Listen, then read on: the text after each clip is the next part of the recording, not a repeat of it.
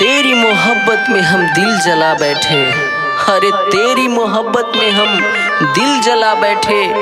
मेरी किस्मत ही थी ऐसी, एक बेवफा से दिल लगा बैठे।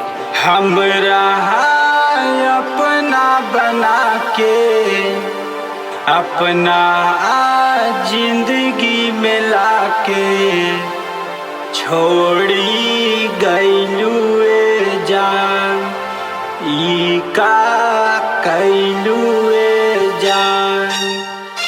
हमरा अपना बना के अपना आदत लगा के हमरा